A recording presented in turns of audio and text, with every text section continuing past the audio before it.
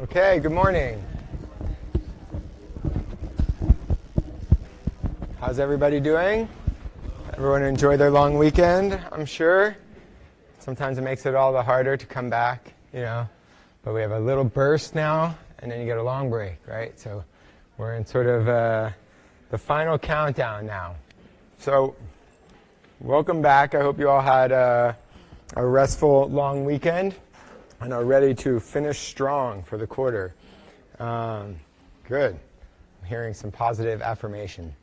A few announcements that you might have been reading as I was gearing up here. So I sent out an announcement over eCommons this morning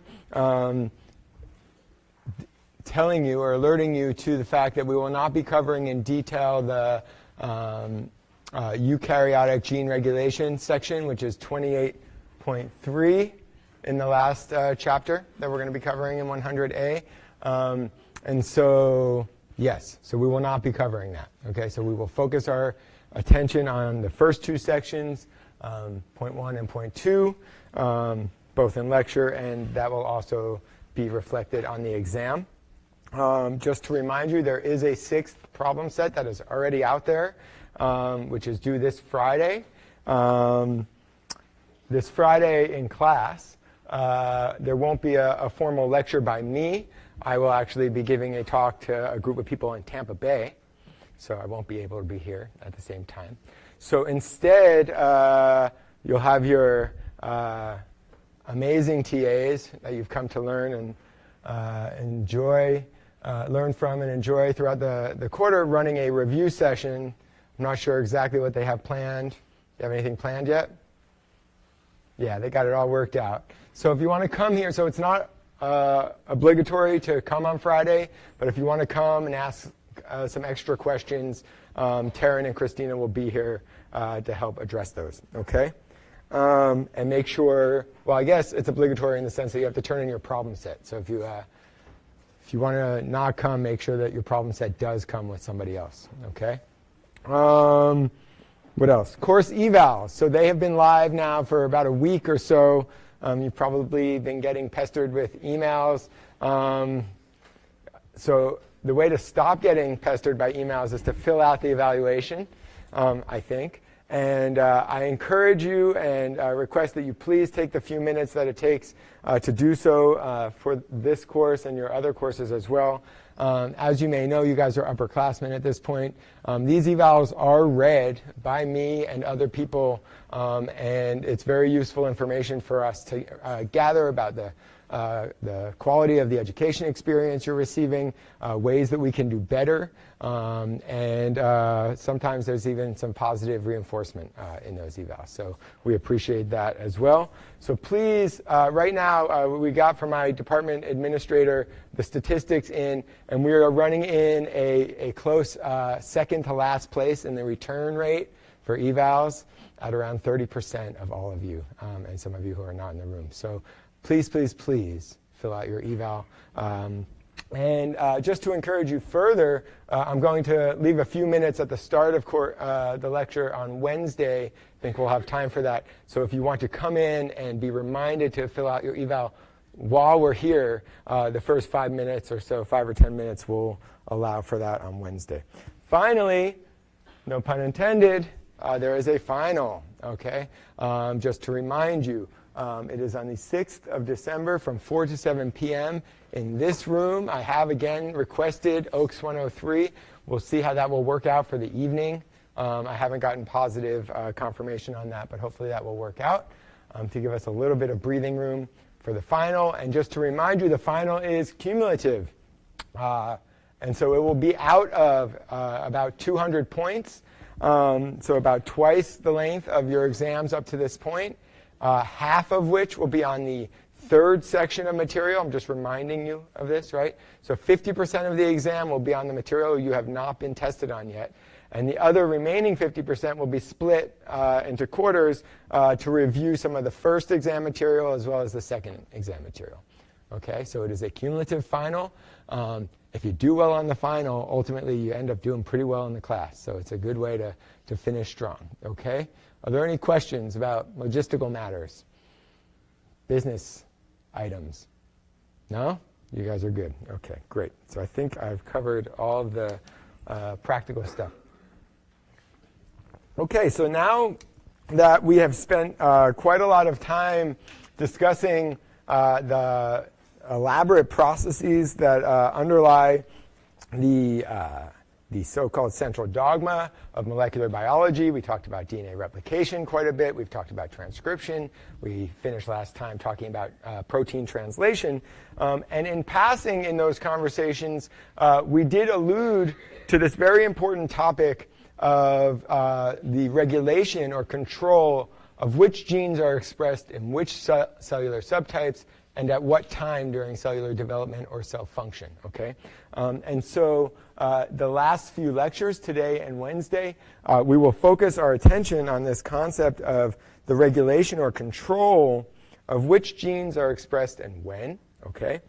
And you know, it's really just scratching the surface. So this first image of our chapter here goes through, I think, 7 different levels that effectively contribute to the overall control of the abundance or the level of a particular gene product, let's say a protein in this case, at any point in time in a cell. So you have transcriptional control. There are post-transcriptional processing events, as we've discussed. There's the stability or the turnover of the messenger RNA. We've become acquainted with this molecule. We've talked a lot about the translational process. That can be regulated. We talked just a little bit about post-translational modifications of proteins, which they, in turn, can play a part in where a particular protein goes in terms of cellular localization or transport. But it also, protein modification can also control in some way the turnover, the degradation or breakdown process of proteins into their component amino acids so that those amino acids can be recycled into new proteins, and then I alluded to protein transport. So all of these, you know, various steps in one way or another contribute, in a sense, to gene expression regulation, you could think of, right?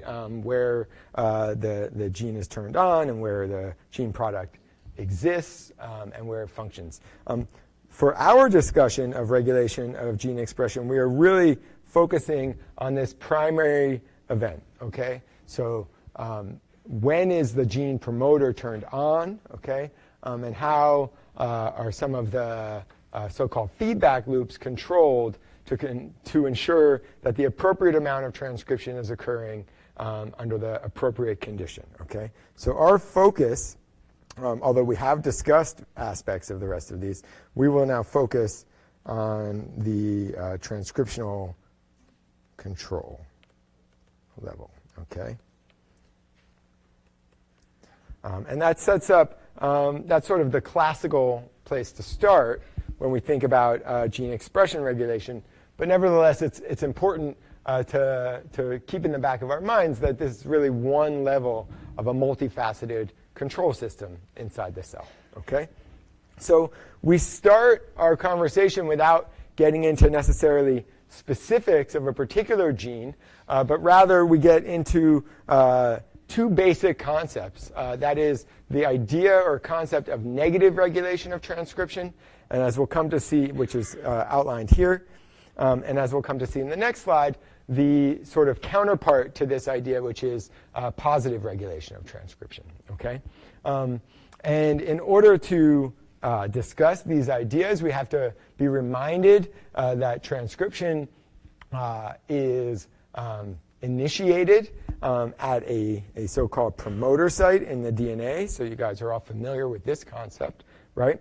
And we can think of negative regulation as coming in effectively 2 varieties. So let's focus on this left side first. So when we think of negative regulation, we think of this term here, that is some factor, often a protein, okay, which serves as a repressor, okay? So this is often a protein. It is referred to as a repressor, okay? And as its name suggests, it negatively regulates transcription. It represses transcription by binding somewhere to a specialized site, as we'll come to see, or actually it's shown here, called an operator. So repressors bind to operators. Okay, that's what's being shown up here. Okay, and physically occlude the promoter area from being bound by the RNA polymerase machinery. Okay, so remember that in transcriptional schematics, it's drawn small here. I'll just draw a bigger one. The promoter is often indicated by an arrow. Okay, and so the idea behind this graphic is that you have some promoter. We've discussed elements of transcriptional promoters, both in prokaryotic and eukaryotic situations. And we know that there are specific sequences in those promoters that are important for recruiting the necessary RNA transcriptional machinery, RNA polymerase and its cofactors. And the idea here is that there's also a specific sequence called an operator, okay, that can bind, in this first instance, to a repressor.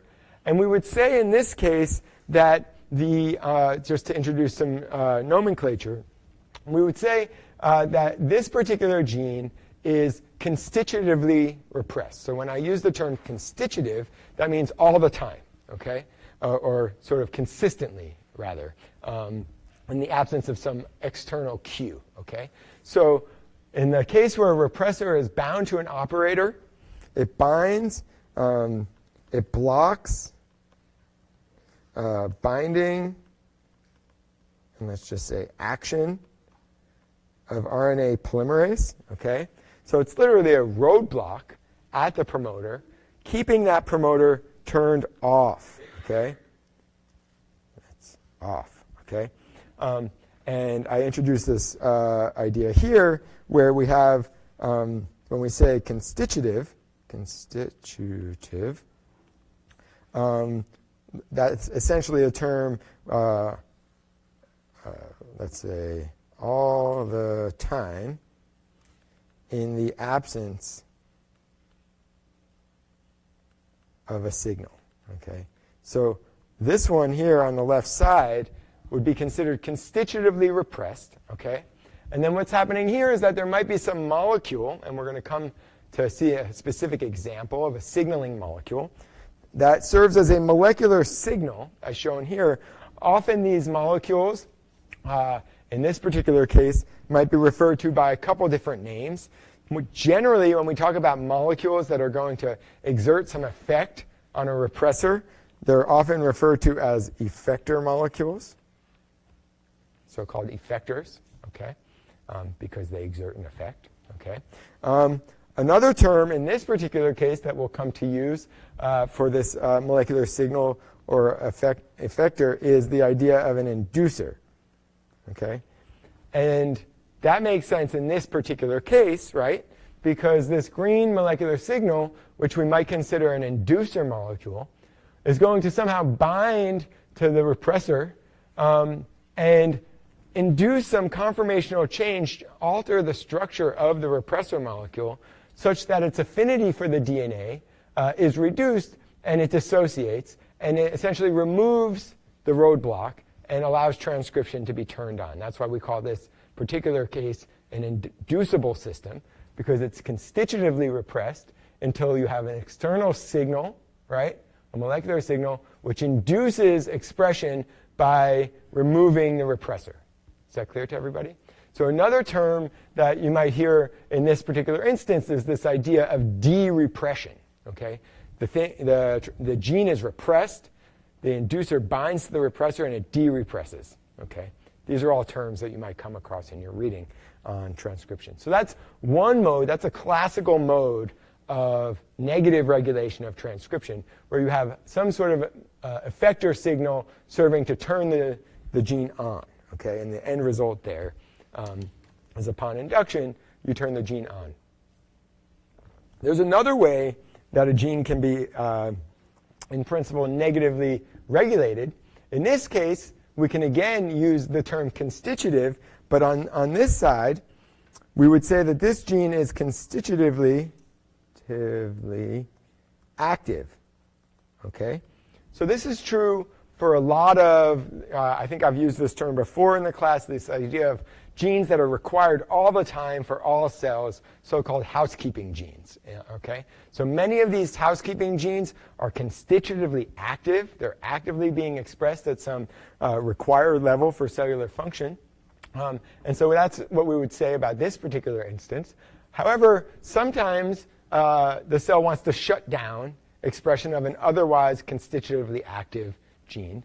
And that's another form of negative regulation, where this time the negative regulator, they've used the color symbols green and red here for those of you who are not colorblind. You might be able to tell the difference. It would have been nice if they changed the shape as well. But nevertheless, red being stop, right, turn off. This is red over here, green over here, and green go, right? And so here we have red binding to some repressor. In this particular case, the repressor molecule lacks intrinsically a high affinity for the so-called operator, right, binding site within the promoter that's going to block the expression. Until that molecular signal is present, it binds to the repressor, and it does so in such a way to change its structure so that it can bind stably to the operator and turn the gene off. Okay? So molecular signals can turn genes off if they're constitutively active, or turn them on if they're constitutively repressed. Okay? So that's the basic idea behind negative gene regulation. Okay? Just at a very simple sort of conceptual level. Are there questions? No? Okay, good. So following from this, we can think of the opposite or counterpoint circumstance or mode of regulation, and that would be positive regulation, right? And we've already discussed this idea of positive regulation, right? Because we've talked about how RNA polymerase needs to find certain promoters under certain circumstances. Maybe case in point would be the sigma factor of a prokaryotic promoter. I've shown you pictures of structures of the RNA polymerase bound to sigma factor, helping it find that minus 10 and minus 35 promoter elements. And so the basic concept of positive regulation is that in some cases, okay, you might have, again, a constitutively, so on this side, active gene, where now you see that there's the RNA polymerase there. It has clear access to the start site of transcription. It can make the RNA. But in this instance, instead of considering the idea of an operator, we're thinking of a different type of promoter sequence element, which is a so-called activator binding site. And the sites of, let's say minus 10 and minus 35 site, where sigma helps E. coli RNA polymerase to bind, or the TATA box in a eukaryotic promoter, where TATA binding protein helps RNA polymerase get recruited. Those are considered activator binding sites. So those would be synonymous with this idea of an activator binding site. The difference here is that there might be some capacity of the binding, which now this is what we have not discussed yet, where the binding of some molecular signal changes the affinity of that activator, that co-activator protein. And so in this case, the positive regulation is listed as such, where you have an activator which helps recruit the RNA polymerase to the promoter. That's the very nature of the positive regulation. In the absence of this coactivator, it doesn't effectively recruit to the promoter. And then in this instance, you can relieve that positive regulation. You can reverse it through, again, the binding of a molecular signal. So in this particular instance, the molecular signal is binding to the activator, causing it to fall off the activator binding site and turning effectively this gene off. It's not shown here. It's a little confusing, this graphic, admittedly, because effectively the idea here is that the activator increases the stability of that RNA polymerase for the promoter. And so in essence, you can think of this as sort of either not being able to bind stably or not bind in the correct position so as to start. Okay? And so in this case, the molecular signal removes the positive regulation. Okay. So again, the positive regulation in this first instance is really depicted here through the help of recruitment of RNA polymerase to a particular promoter. And then in this scenario here, we might have an instance where the gene is turned off. Okay, we're going to discuss an example of this in some detail. And the RNA polymerase can't effectively bind. This, maybe we should sort of draw arrows, right, in this instance, sort of just to make it clear. RNA polymerase not able to bind effectively, even though it's drawn there. And the same is shown up here. RNA polymerase not bound, let's just say stably, right? Until there's some molecular signal which can then bind to a freely diffusing coactivator protein. And now that activates the activator to come and help stabilize that transcriptional initiation complex. So in this case, the positive regulation is down here, right, where the coactivator becomes competent to help the recruitment process of RNA polymerase to the promoter. Okay, so binding here of signal molecule, or some effector induces, well, let's not use that term, imparts,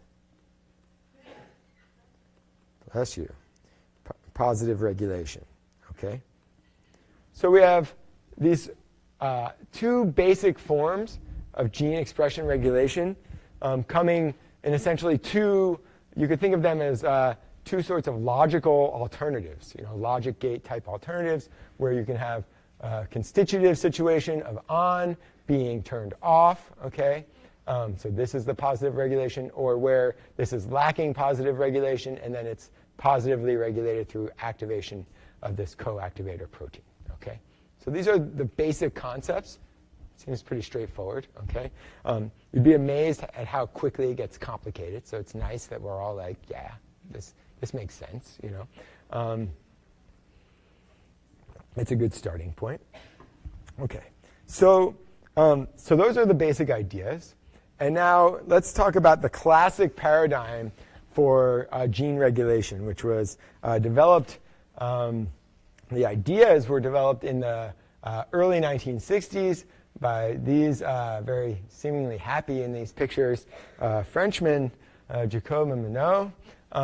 And they are famous for establishing this idea of how elements in DNA promoter sequences can coordinate the regulation of gene expression. Okay? And they were doing this at the time in bacteria. So let me just write some of this down. So in the 1960s, Jacob and Monod established really the first molecular mechanism for gene regulation, which has really framed our thinking of how gene regulation can work more broadly. And what they were studying is they were studying the effect or the ability of bacterial cells to metabolize the sugar lactose. Okay, so they were studying something called the lac operon. Okay, and I'll discuss, this is the general structure of the lac operon at the DNA level. I'll discuss each of the elements or components of the lac operon. So let's first, what they were studying was this idea of lac operon, which controlled the ability of cells to metabolize or break down the sugar lactose under the appropriate conditions. Okay? And lactose, as shown here, which is a disaccharide, can be cleaved into monosaccharide units of glucose and a galactose. The galactose is ultimately isomerized into a glucose molecule, and these glucose molecules are used to generate ATP, typically. And the enzyme that catalyzes the breakdown of lactose into monomeric sugar units is called beta-galactosidase. You can't see that there, so I'm just going to write beta-gal. Beta-galactosidase. We'll come back to that, okay? And so lactose can be broken down into its monomeric sugars, glucose and galactose. Okay? Right. So let's think about this idea of what an operon is. Okay? They coined the word operon in their studies of lactose metabolism. And the basic idea of an operon, as drawn here, can be defined as I was just checking that I have another slide on this, so I don't have to cram it all in on this slide. It can be defined as multiple genes, okay? In this case, just generically drawn out as gene A, B, and C. We'll talk about what those actual genes are in the lac operon. But these are 3 different genes that encode for 3 distinct polypeptides, okay? All with some function to play or role to play in the context of lactose metabolism. And they are all under the coordinated regulation of a single promoter. Okay, that promoter is over here, right? Transcription is going to start over here. And as I've just described, in these general cases of gene regulation, there's these so-called regulatory sequences, right? Which can be involved in the repression and the binding of a repressor to the operator, as we'll come to see, and perhaps positive regulation in the binding of an activator to some proximal site or that's adjacent to the promoter. And things to think about. Okay, so when you have an operon, so where should I write this? Coordinated regulation. I guess it's already written. Regulation of multiple genes, okay, in an operon. So in the lac operon, there are 3 genes, okay, to be considered. Operons can be even larger. Typically 5, 6, 7 genes can all be under the control of a single promoter.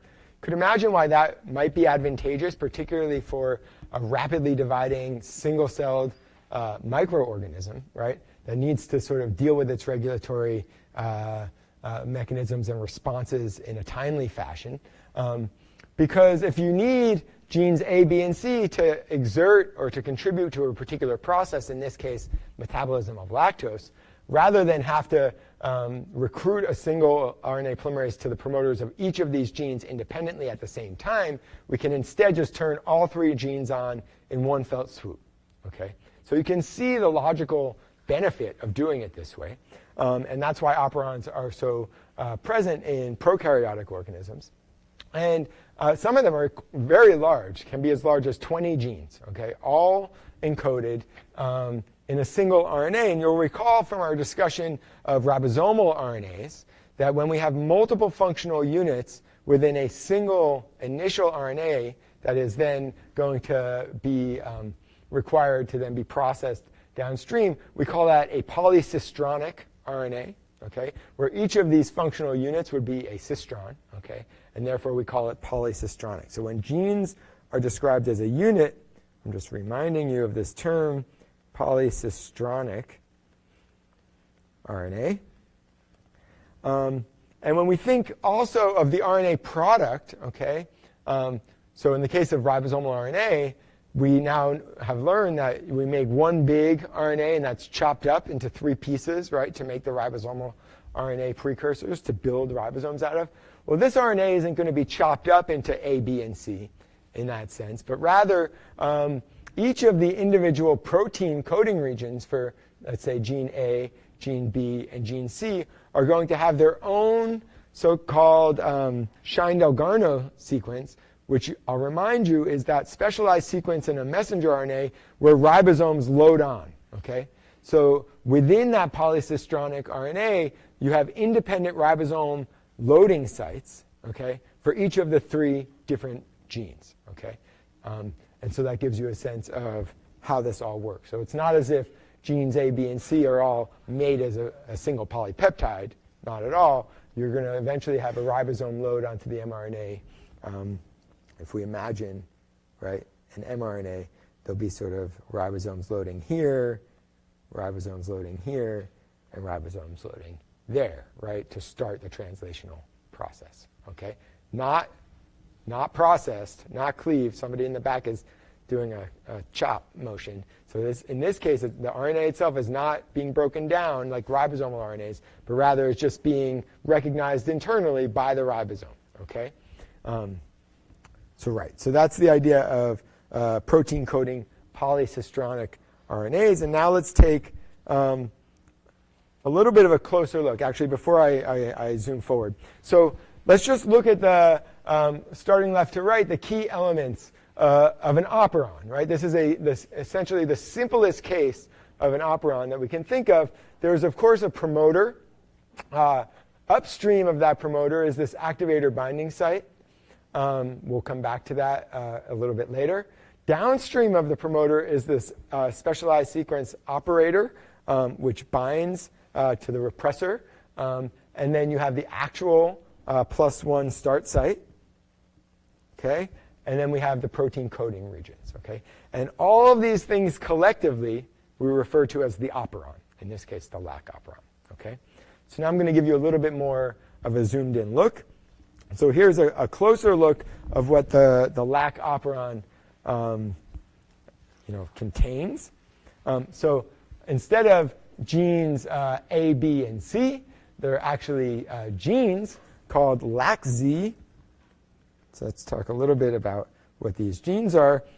LAC-Z is that beta-galactosidase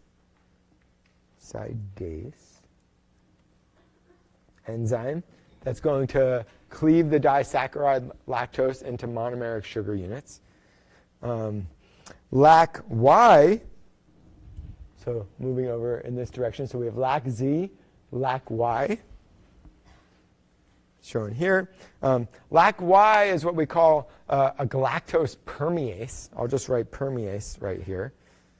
To give you a sense, so as its name suggests, it makes the cell permeable to lactose. So you could imagine, we've talked about the idea that membranes of cells are not just able to allow molecules to passively diffuse across. They need to have some sort of channels for specific molecules. And so you'll notice in this particular schematic of lactose metabolism, you have the outer membrane of the cell, and then you have this LAC-Y gene, the galactoside permease, which is actually a channel that allows lactose to permeate the cell. And you would imagine that under conditions of high lactose, right, you would want more permease, right, so that the lactose can get into the cell to be metabolized. And so that's the function of the LAC-Y gene, right? Allows lactose to enter cell. And then we have the LAC-A gene, which I'm always amazed when I teach the LAC operon. So it's now going on almost 60 years that we've known about the LAC operon in one sense. Or not that I've been teaching it. Somebody was squinting at me funny. I'm not that old yet. Not even close. Okay. So, and so, but the point I was going to make is that it's still a matter of some debate exactly what LAC-A does. Okay. The book discusses this very much in passing. It's not absolutely essential. So a bacterial cell deleted or mutated for LAC-A can actually still function to a certain extent. But the general model for what the LAC-A gene is doing is that it essentially detoxifies the cell. And that's because this permease is not perfect. And the idea is that along with lactose, the permease allows certain toxic substances to enter the cell, and so the LAC-A gene is an enzyme that helps to detoxify some of these rogue molecules that are getting into the cell. Although I will put a question mark there because that's still a matter of some debate, which is why it's a simple one-liner in your textbook and not a lot of emphasis is placed on it. Okay? Nevertheless, we have these 3 genes under coordinated regulation: LAC-Z, LAC-Y, and LAC-A. One thing that I haven't mentioned yet, which is a very important aspect of the LAC operator, or the LAC operon, is this separate coding region. So notice here that you have a new promoter. This is that promoter that controls the LAC-Z, Y, and A genes. Over here you have another gene that's part of the operon, okay, called LAC-I, under the control of its own promoter.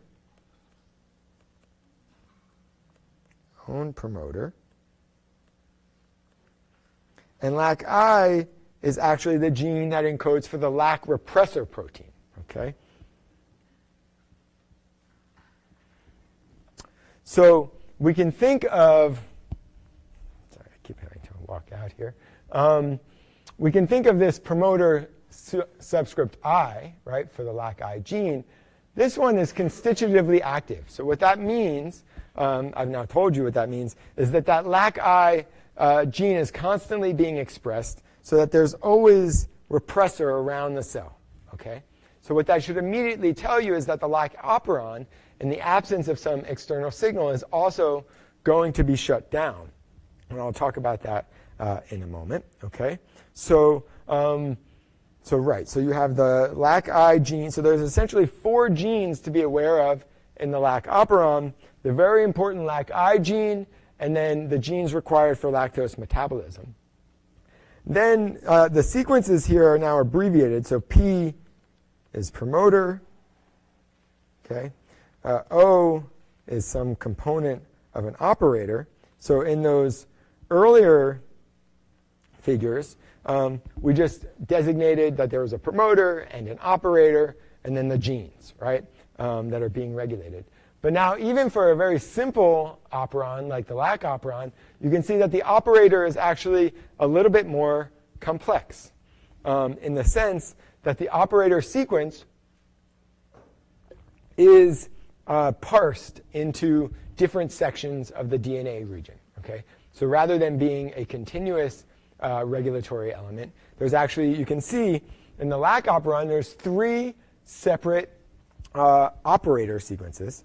Okay, so there's O1, O2, and O3. And each of those sequences, you can see a zoom in here, has this interesting property of having a so-called inverted palindrome sequence, which is being highlighted in orange here.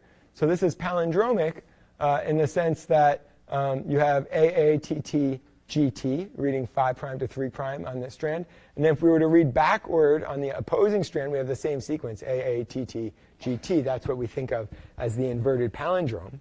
And each one of these sites can bind to the repressor. We'll take a closer look at that structure in a moment, but it's shown schematically here. And so this is actually a note from last year, it looks like. So what you can imagine is that you have this axis of symmetry across this repressor activation site, or recognition site, I should say. And the next thing I have to tell you is that the repressor protein, which is made as a single polypeptide or a monomer unit, exists as a dimer. Okay, so 2 of these monomers come together. Okay, so the repressor exists as a dimer. So what you're supposed to be seeing here is, if we just focus in on operator 1, which reminds me to tell you that operator 1 is the primary operator. Okay, it's the one with the highest affinity of all the operators. Okay, in this LAC operon, primary operator. So its in the repressed condition, it's always going to be bound by a dimer of the LAC-I repressor protein. And that's what's being shown here, sort of schematically, where you have each of these pink sort of blobs. Can you see that that's a dimer? It's kind of hard to see. But basically, each one of these groups, there's one sort of in the front here and one in the back. That's a dimer of the repressor protein. And it's binding sort of like this, right? So you have two of the same binding interfaces, and they have this reverse symmetry, essentially, so that they can bind to these inverted palindrome sequences. Now, I'm just going to skip forward to an actual structure for a moment to give you a sense of what this actually looks like. So what this is a high-resolution crystal structure of the LAC-I repressor bound to DNA. So here's that little operator sequence. And one thing that you can see, so this would be equivalent to O1. Okay? And this one might be over here, O2 or O3. And in this figure, hopefully, you can see better that the binding unit for the repressor protein is a dimer. So you have this darkish magenta. Look, I could have chosen better colors here. But you have this one polypeptide binding to that one recognition site. And then you have the symmetry related behind that one in dark red binding to the symmetry related recognition site. Is that clear for everybody? Okay. So you have a dimer here. And one thing you can already notice is that that dimer actually forms an interface with another dimer, forming a so-called dimer of dimers, right? Which I would call a tetramer. Okay. All right. So the LAC repressor is a dimer of dimers. It's funny, when you say these things, it sounds ridiculous, right? It's like, in faculty meetings sometimes in the, committee organization, there's a committee on committees, right? And the goal of that committee is to make all the other committees. It's amazing. Anyway, I digress. It's actually a pretty important committee. So a dimer of dimers forms a tetramer. And that is the binding unit for the repressor. Okay, so this is the high-resolution structure. Now we're going to go back to the cartoon so we can understand that cartoon a little bit better now with an appreciation of what this structure looks like. So notice here what happens. So you have operator 1 is sort of that classical operator sequence, which is situated right between the promoter that's being regulated and the downstream genes that need to be expressed. Okay? But notice also that in order to, so it turns out, as the book describes, if you were to knock out O2 and O3, if you make mutations in those two sequences, that operator 1 is still sufficient to negatively regulate this operon to a certain extent. Okay? But for full regulation, that operator 1 gets a little help from another operator site, which is separated a little bit in space, such that the DNA can be looped. Okay, so that's not shown in this figure because we're just seeing the recognition site. But the DNA between the two would be looped in this particular instance. And it turns out that O1, or the LAC repressor tetramer, can bind to the O1 site plus the O3 site, or the O1 site plus the O2 site. And both have the same general consequence. So binding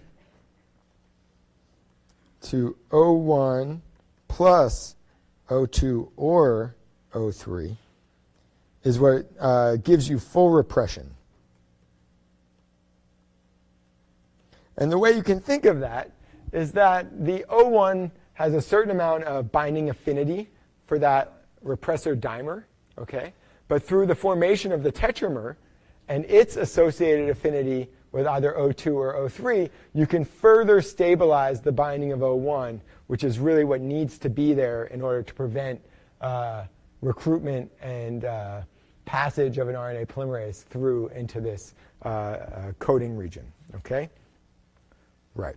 So binding to O1 plus O2 or O3 gives you full repression of these genes, LAC, Z, Y, and A, which I've defined here. Okay? And I should just also point out that the repressor is, again, to use this term, constitutively active. Okay? Questions at this point? Everybody still good? LAC repressor, no problem. Okay.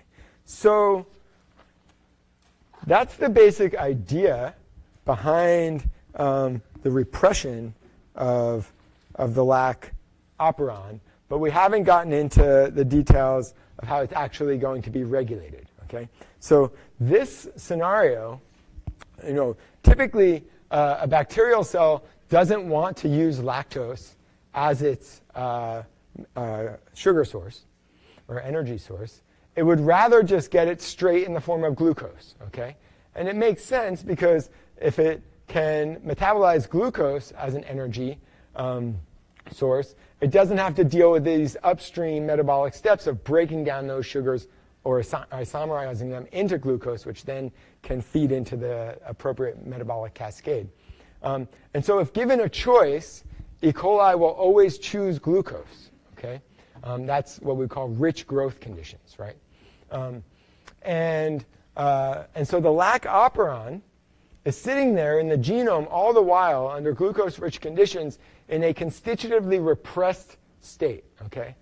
In one of these two, let's say, bound states where these genes are just not being expressed, like Z, like Y, or like A, because you don't need them, okay? And what we're going to talk about in a moment is how you switch this system on under the appropriate condition, okay? Which you might imagine is when lactose is around, but it's actually not quite as simple as that, because if you have glucose and lactose, you still don't want to do this, right? So you have to have some sort of control to know if you're under high lactose, low glucose, okay? You want to check both of those sugar levels, so to speak, okay? And that's the challenge of the LAC operon, which we'll come to in just one moment. As a brief segue, the book discusses this in some detail. We've talked a little bit about this. It's sort of a curious organization of the text, I think. But right in the middle of gene regulation, the book decides it's time to talk about protein-DNA interaction, like the structures that underlie protein-DNA interaction, which in a way, you could argue, makes some semblance of sense because I'm telling you about all of these specialized sequences that recruit effector proteins like activators or repressors. So how are they actually binding to the DNA? And these are concepts that are basically review, right, at this point, because when we talked about nucleic acids, we talked a little bit about this idea of protein-DNA interactions, okay? So what's being drawn here, you should hopefully recognize, are the canonical Watson-Crick base pairs found in B-form DNA. And hopefully you can also recognize, even without the labeling scheme here, which side of the base pair is the major groove and which side is the minor groove, okay? And in this particular figure, which is kind of nice, it's highlighting, we talked about this idea that proteins, not always, but often interact with DNA in a sequence-specific manner in the major groove, okay? So protein-DNA interactions often happen in the major groove, okay? And there's a couple reasons for that, which we've discussed. One is because you'll recall that the major groove, it's called major because it's bigger, right? It's bigger and shallower, such that a protein that needs to recognize the DNA sequence within the double helical structure has more access to that information than here in the minor groove side. But one thing that this figure highlights as well, bless you, is this idea that in addition to being more spacious in the major groove, there's actually just more information content in that major groove. And so each of these balls, right, is meant to represent, let's just say, a bit of information that a scanning protein might recognize. And remember that, of course, in the context of a helix, these base pairs are stacked on top of each other, forming a continuous groove, right? And so in one groove, you have all of these patterns of information of what the actual base pair is. That might be a hydrogen bond acceptor, a hydrogen bond donor. It might just be a bulky methyl group. Whatever it is, in the major groove, there's more of it, okay? And so that's why proteins have an easier time recognizing specific sequences, such as the Lac repressor binding to this specific sequence that I've shown you.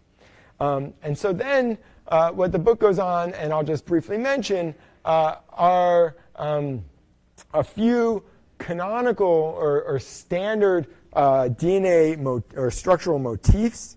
So down here, it's just kind of interesting to look at these things to get a sense of how proteins have evolved to have structures that are very well suited to binding to DNA. And so two classical alpha helix, so hopefully you can recognize these ribbon diagrams as alpha helices from our discussion all the way back. We're now in week 10, all the way back in week 1 and 2 of the quarter, right? We talked about alpha helices. And one thing that I think is quite interesting here is that if you look at this structural motif, which is a classic, very commonly found DNA binding motif called a helix turn helix motif, or an HTH motif. It's called that because you have a helix, a turn, and another helix going in the other direction. You can see that here's the major groove of the DNA, and you notice that the alpha helix, let's say the purple one here, is imagining also with its side chains. So I'll just again remind you that the side chains are protruding, right, at approximately a 90-degree angle from this alpha helix. So I'm going to draw this more schematically. Imagine that you have a cylinder of an alpha helix laying in the major groove here, and then right you have the side chains sort of going around the alpha helix. And notice how the alpha helix is essentially perfectly sized to fit into that major groove so that its side chains can protrude and sense where are these patterns of hydrogen bond donors, acceptors, hydrophobic interactions, and so on. And so it fits like a glove. And that's why an alpha helix is very commonly found at the interface of protein and DNA. Okay? And that's true of the Lac repressor. It's true of many other DNA binding proteins. So that's one structural motif found in DNA protein interactions. Here's another one called a zinc finger motif. Again, this one is kind of interesting in the sense that it requires, as its name would suggest, so it's called a zinc finger motif. This is and again, these are typically small regions of larger proteins, right, that are involved directly in the interface with nucleic acid. And a zinc finger motif is essentially a repetitive fold. You're seeing a couple of them here, one in sort of brown and one in bright red, where the zinc itself, although it's a divalent cation, right, and you might expect that cation is directly interacting or playing a role in electrostatics with the negatively charged backbone of the DNA. That's in fact not true for a zinc finger motif, but rather that zinc ion, which is shown here in this particular zinc finger motif, or up here in this one, is being coordinated within the protein fold itself. So it helps that small fold of protein assume the appropriate structure.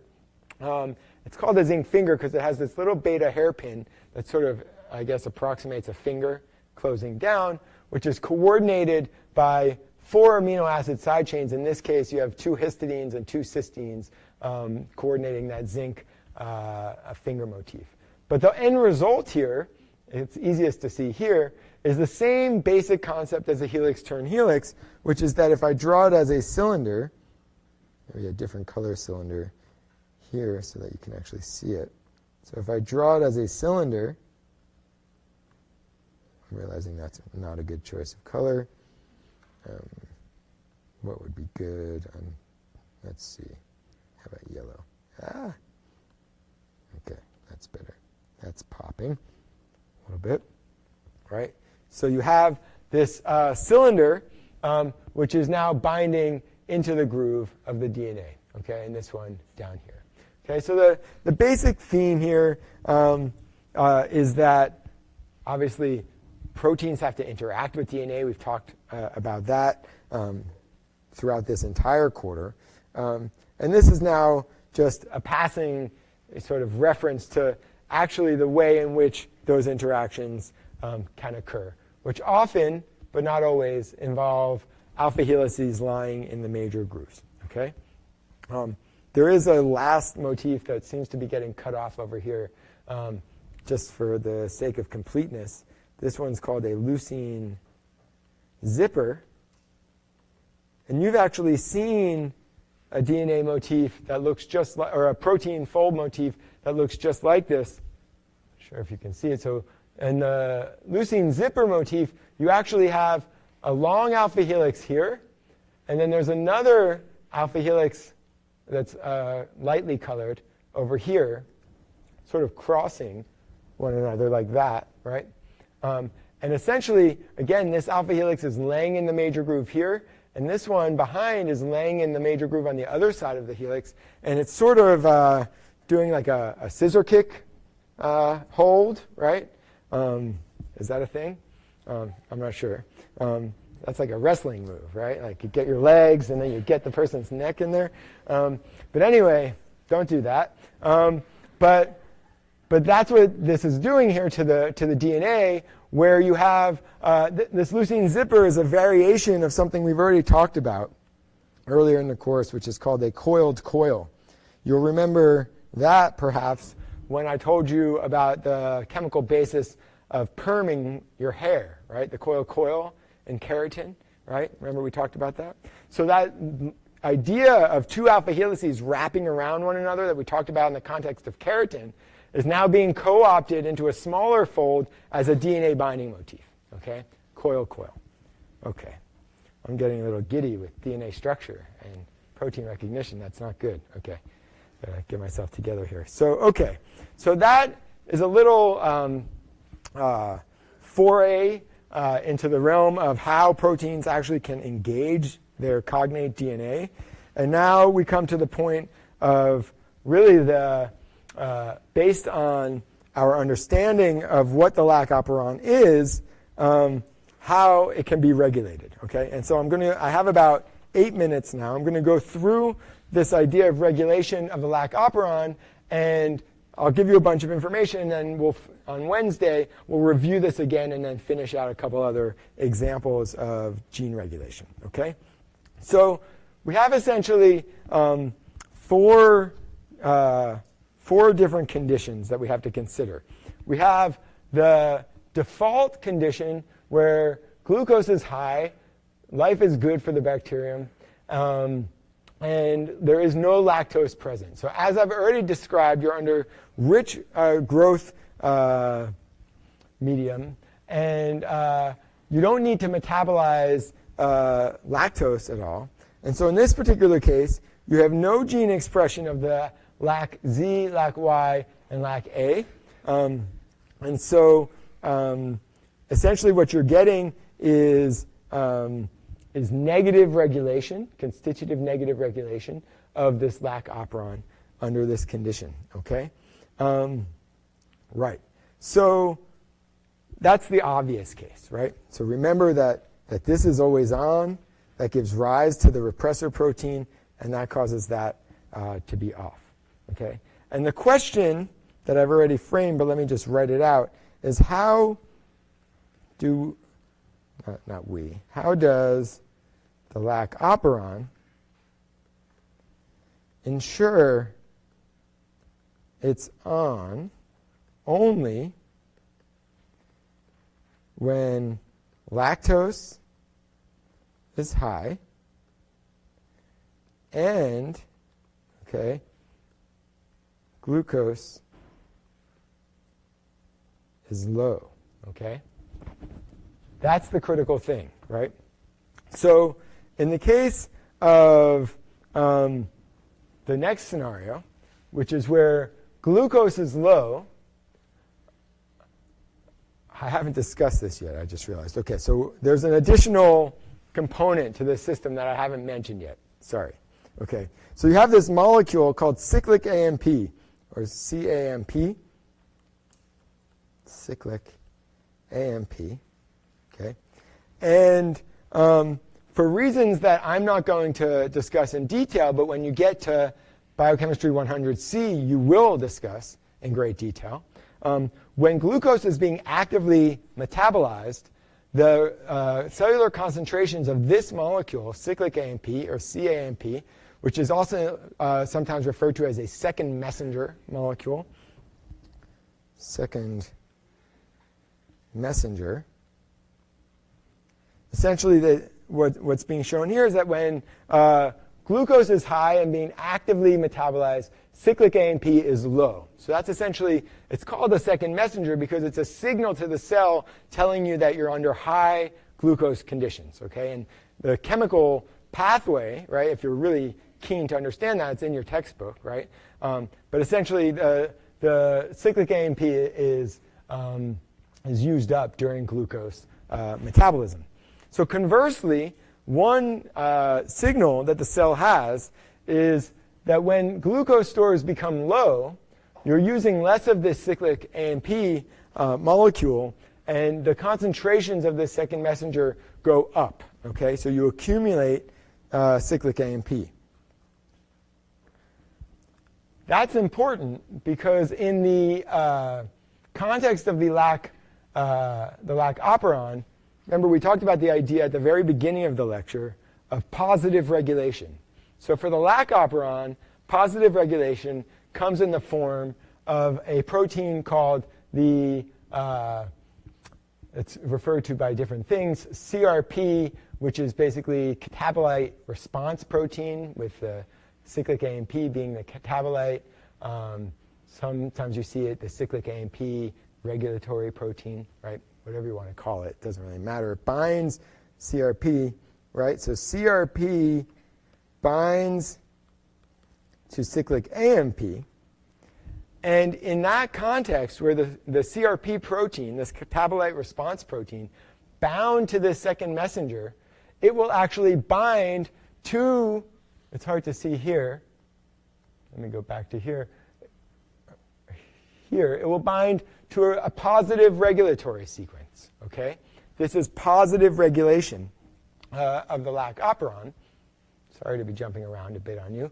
And that's poorly drawn here, but that's this purple box below here. So now you have this interesting circumstance where you have the catabolite response protein binding to cyclic AMP when glucose levels are low, right? And that's essentially telling the cell glucose is low. We should maybe be thinking about alternative strategies, right, to metabolizing sugars. And so it binds to the activator sequence. So it binds cyclic AMP, and then that complex binds to activator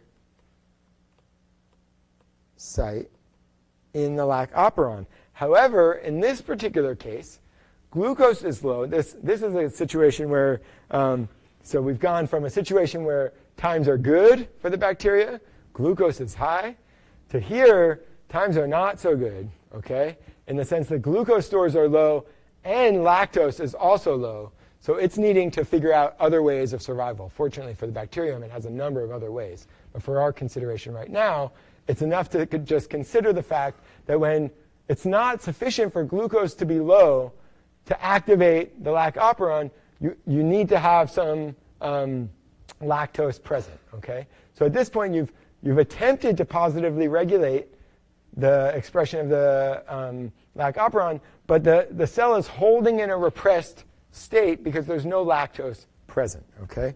So no gene expression here because there's no lactose, okay?